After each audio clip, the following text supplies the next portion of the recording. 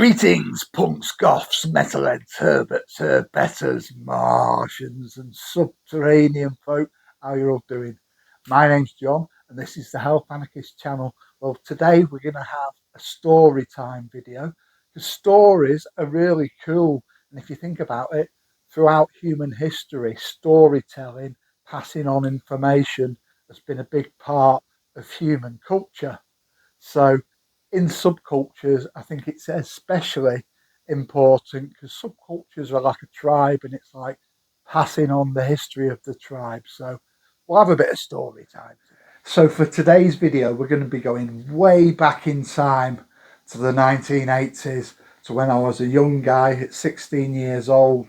Now, I was a punk rocker at that time and I was kind of listening to a lot of different things, not just punk. I was listening to a bit of goth, a bit of metal stuff and punk. And there was a group of us who used to hang round together.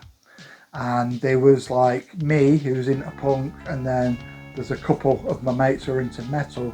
And one of these people knew a goth couple who were a couple of years older than us. So they said, should we go round to meet them one day? So, you know, we went, yeah, let's go round. So I can remember walking up from where we lived.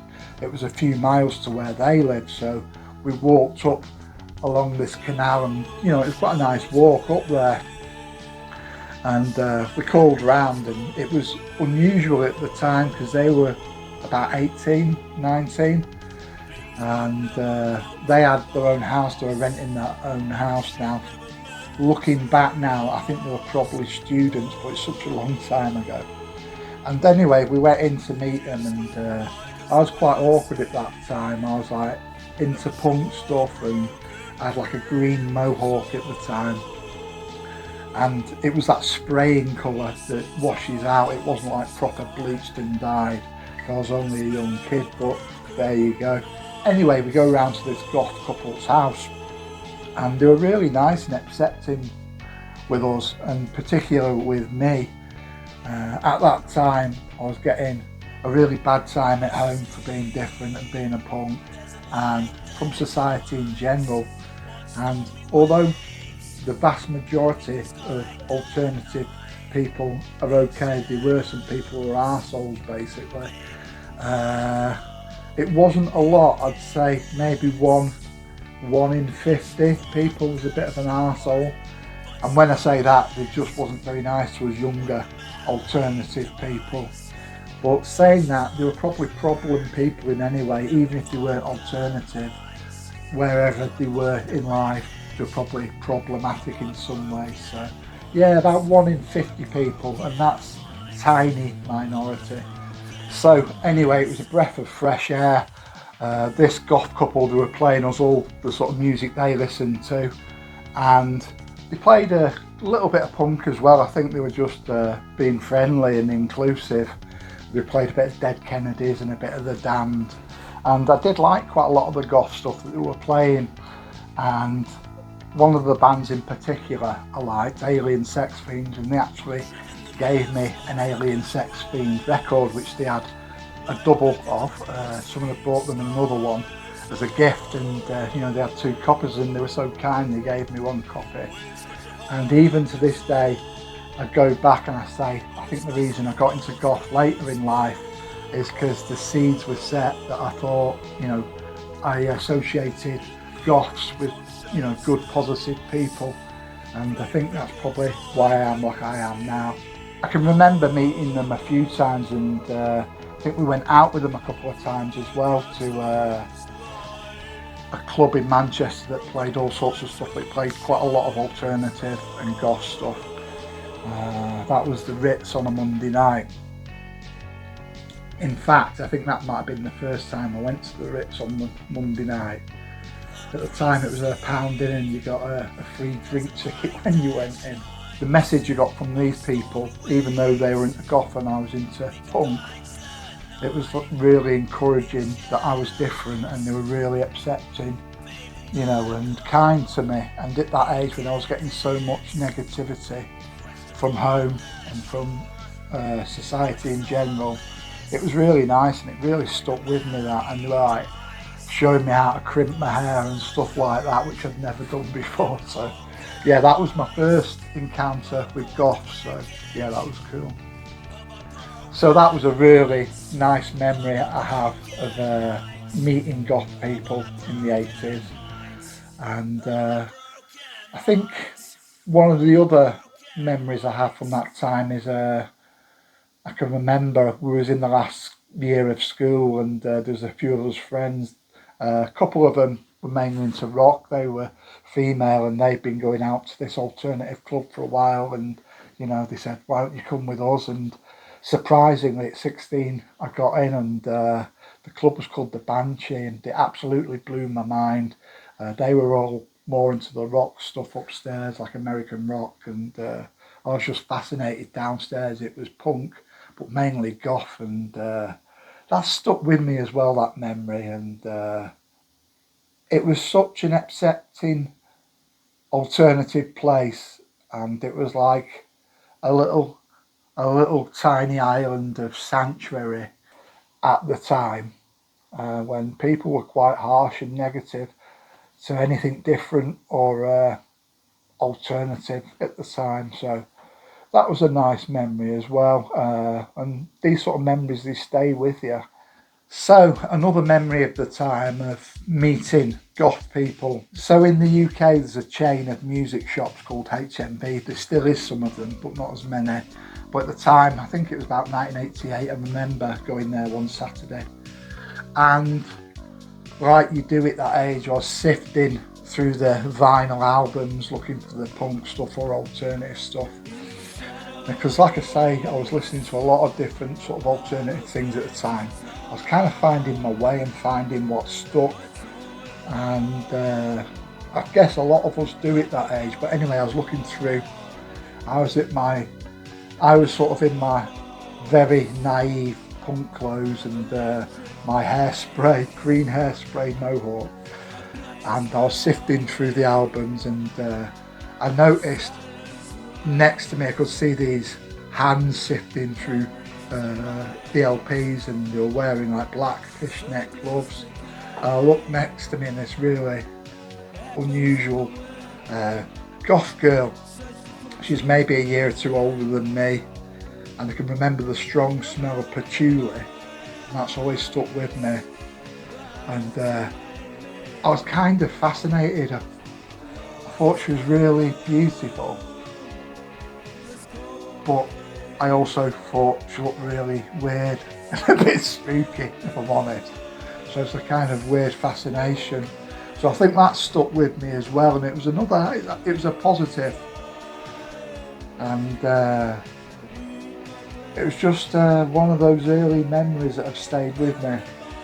So another memory of the time, I remember being that age, 16, like I said, I was mainly hanging around with metal people, and I was sort of into punk mainly. And I think one of the goths we met I'm trying to remember where we met him. We knew him from school, and since school he had become interested and involved in the goth scene, and he was a goth. And he was a year older than us, but we were chatting one day, and we said, just like you do at that age, we said, wouldn't it be cool to go into the graveyard one night, this local graveyard? So we arranged to meet up, so we met up at night time. And I was in my naive punk clothes at the time, and my two metal friends were into their metal gear, and the goth guy turned up into all his goth stuff. I remember him having the really narrow pointed, they were Chelsea boots, like gothic Chelsea boots with a bit of a heel. I had my Doc Martens on at the time, and I remember we were looking around how to get into the graveyard because it was locked up at night, and we ended up climbing over the railings. So I was first, no problem with my Doc Martens.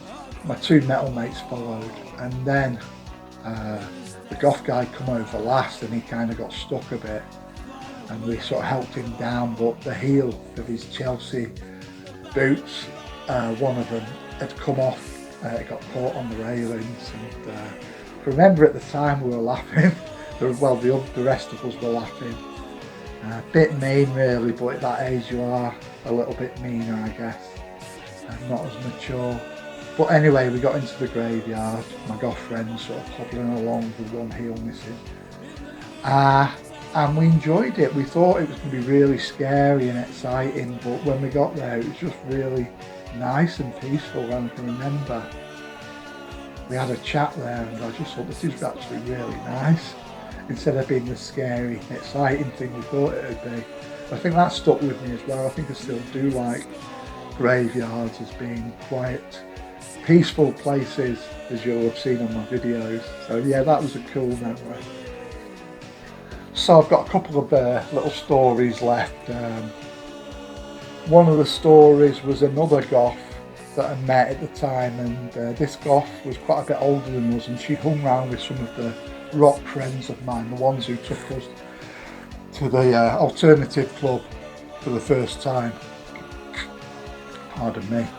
And she was really nice. I'd seen her about, but my rock friends, they said, do you fancy going for a walk one evening? We got a really nice walk, and it was basically this country walk alongside the River Mersey from where we lived in Stretford at the time.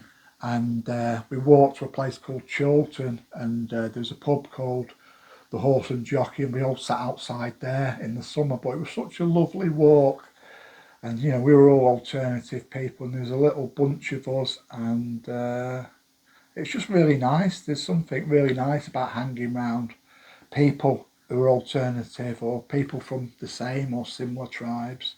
And that's just such a warm memory of walking there one summer afternoon, and it was nice as well in the pub. The pub was like a very student pub at the time, so it was very alternative, and we were all sat on the green. There's like a grass area outside there, and it was like really cool. It had like a sort of mini Glastonbury vibe, I guess.